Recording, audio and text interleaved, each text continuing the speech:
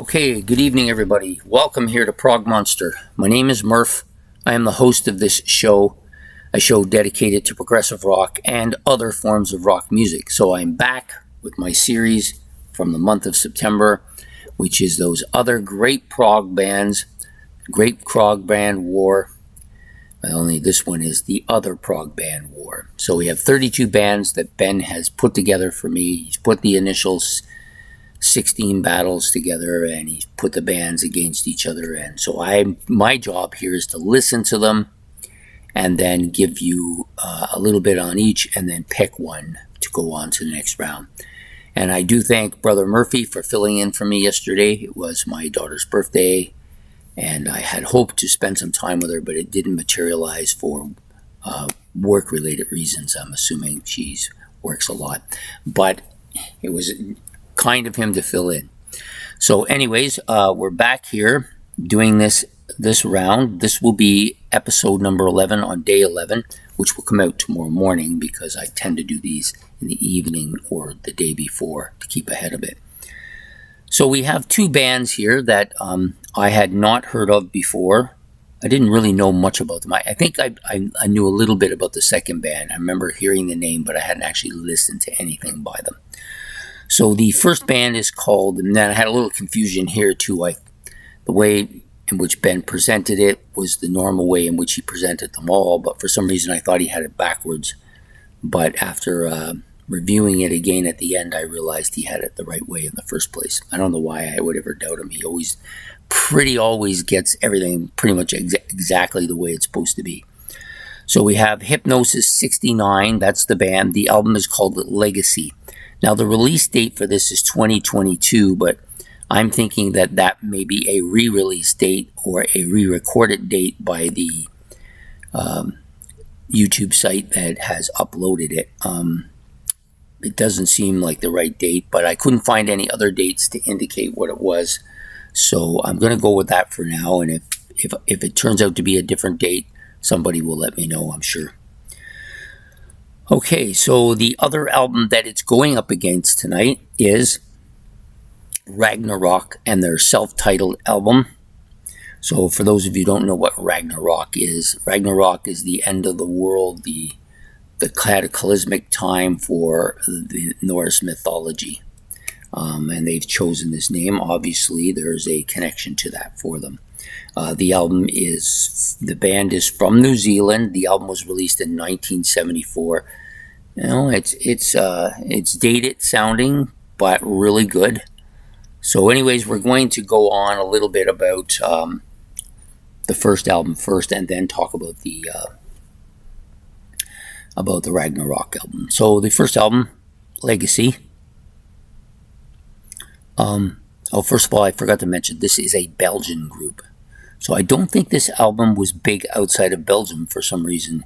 I can't understand how an album of such magnitude and such fantastic production, such great, excellent, clear sound, absolutely stellar musicianship and instrumentation, cannot have been taken up by just about anybody who likes this kind of music. That doesn't make sense to me.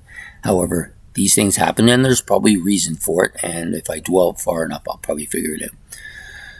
So it has first-rate guitars and instrumentation on this album, just top shelf. Like, they compete with anybody. I'll put them up against anybody.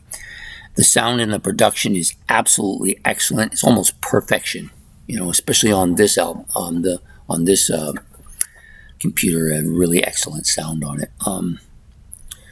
What else can I tell you? So they have, like, there's the opening track is absolutely epic. It's been a long time since I've always thought that all the epics that I've listened to over the years, it's been a long time since I've heard an epic that really captures my attention like this one. When I say epic, it's like an 18-minute track here, 17, 18-minute track. Really, really grand in its scale, I think. The cover is of a naked drawing of a woman, so it's an artistic impression of a woman naked standing in a pool of red liquid. I'm not really sure what the liquid is. Could be representation of water. Might be something else because she's dripping something other than water, or maybe it's the shadow of water. I'm not sure. In the background is a very psychedelic background. So very apropos for the style of music we're dealing with here. The guitar parts are absolutely fantastic. The soloing, just so good, and it's such sonic sounds here, like really, really good stuff. The vocals are heavy, scratchy, metallic-like.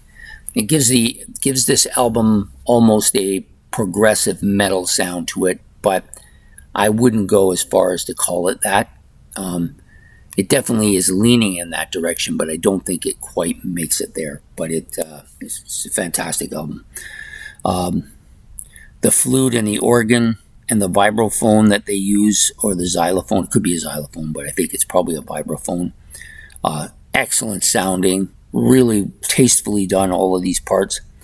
The sax part, really at odds, really adds to the jazzy sound of this one particular track. The second track, I believe it was. Aerial Architect. Yeah, I think it just so good. You've got some real heavy, almost Sabbath-like feel to the opening of this song. Really catchy, well put together track, and the vocals are strong and almost snarling. There's almost a snarling feel to it. So then you got My Journey to the Stars.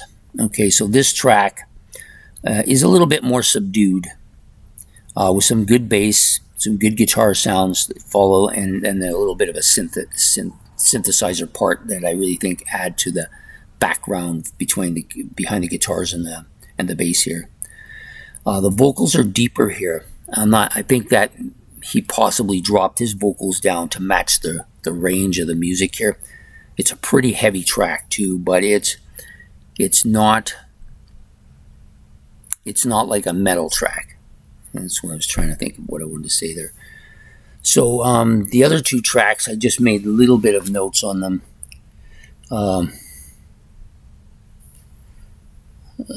me think here. So this psychedelic, there's this kind of a heavy song. The last song has this kind of heavy psychedelic feel to it, and some kind of quirky, I don't know if they're percussion noises. I think they're percussion noises that kind of sound odd with the song, but they're not bad. Like, they don't sound like completely out of place.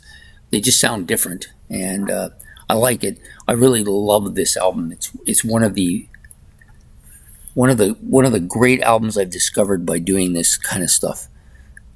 Definitely reminds me I got the same feeling when we listened to Wake from IQ. I got the same feeling here that I got from that, only more so here. I just think the instrumentation, the level of skill, the level of professionalism on the album as a whole, its production and the instrumentation level of skill on that is just right up on the top shelf. Great album. Okay, so the second album, Ragnarok, self-titled album from New Zealand, has a female vocalist, and it also has a male vocalist. So they both do songs on here. The female vocalist's voice is a little bit harsh, I think. It bothers me. Part of the reason I don't like female vocalists as much as the males, and not that I hate them, I don't. It's just I find a lot of times their voices in a range that kind of bothers my ears. My ears are a little on the sensitive side, so I don't fault the female vocalists for this. They're not attached to my ears like I am. Anyways, this has some very heavy parts to it, especially the atmospheric part. It's just like pounding at you, like some really good stuff here. Lots of guitar sounds, lots of keyboards. The vocals are, of course, like I said, a mixture.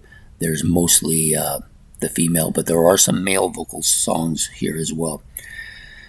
Some of the songs have, like the Rainbow Bridge, it has that kind of atmospheric, somber noises with a male vocalist on this particular track, and a very spacey part to the album. The female vocalist on, I think it's called Caviar. How do you say that word? It's a French word. Caviar. I'm not sure. Queen. Caviar Queen. Female vocalist. Really heavy, really catchy rhythm section. Maybe the best catchy rhythm section on this particular album. Then you got Dream. More somber. Lots of synthesizer parts to this. So more of a dark, moody kind of song, you know. Kind of reminds me a bit of Black Sabbath's the song on Masters of Reality. Can't think of the name of it. My name means nothing, my fortune is less. I can't remember the name of that song, but it kind of reminds me of that song. Some of you may recognize that song when you hear the lyrics. And then, of course, Dawning is the Dawning Turn or the Dawning Hearn.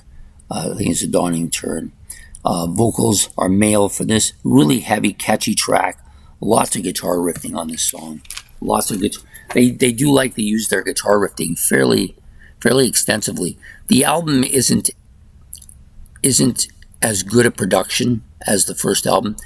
I wouldn't want to call this murky. I don't think it's murky, but it's not as clear sounding, I guess is the best way to put it. But overall, still a really solid album. And this album would do very well in this tournament if it had a different partner to deal with. But unfortunately, it's come up against this Hypnos 69, which I think is just mind-blowingly good. And so it's going to win this battle today. And Ragnarok, unfortunately, will have to go by the wayside. But it's not because I don't like it. I mean, against half a dozen of these other groups, it probably would have snuck through. But against this one, it's going to have a hard time. This album is going to, that Hypnosis album is going to be hard to beat in this tournament. Now, sometimes what happens with me is the first time I listen to something or the second time I've listened to it, I don't really like it much, and then it grows on me. But on the odd occasion, I hear an album that I really, really like a lot right off the bat. And then after 2 or 3 listens, I say, well, what was I listening to there? This happened to me with Roxy Music's Avalon, believe it or not. I really liked it right out of the gate. I thought, this is fantastic. And then over like 3 or 4 listens, it just faded right off of my playlist and into the box back here. And that does happen on occasion, but it's not a common occurrence. It's like maybe 1 out of every 100 albums might do something like that. And this one, I'm not sure that's going to happen, but definitely a great album. I highly recommend you go and listen to it. Hypnosis 69, a legacy album. I'm sure they have others that are probably equally as good. Anyways, there you have it. There's the battle for today. We have a clear winner in Hypnosis 69, and this will come out tomorrow morning, the 11th day of the month, September 11th, battle number 11.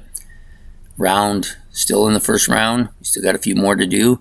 I hope you're enjoying it. It's been a bit of a challenge for me to get the time to listen, and more of a challenge because I'm not used to this computer system and I'm finding it difficult to upload stuff. It's so slow, and I think it's because I have other stuff on here. I'm not sure. I'm not an expert in laptops, but this one is took over an hour to upload one of them today. That's way too long, but you know, to me, the reason I'm doing it on this one, I could do it on the other one easily. It uploads very quickly. It's pretty good quality as well, but this one is superior, and that's why I want to stick with it. And I've said that enough over the last few days, so that's the last of that. So I hope you did like this video. If you did, please hit the like. Hit the subscription button. That is much appreciated. If you got any comments about either album, if you have any experience with either album, you want to make some comments about them, please put them below. Maybe there's something I said that you think I missed the boat on, or I got it wrong, or I misunderstood, or whatever it was. You know, by all means, I don't mind criticism. I just don't like name calling. So if you're going to call me a name or like moron or idiot, you're just wasting your time. My wife did that much better than anybody else could. So please have yourself a good night, and this video will come out tomorrow, so we will see you with another one for the following day. Take care.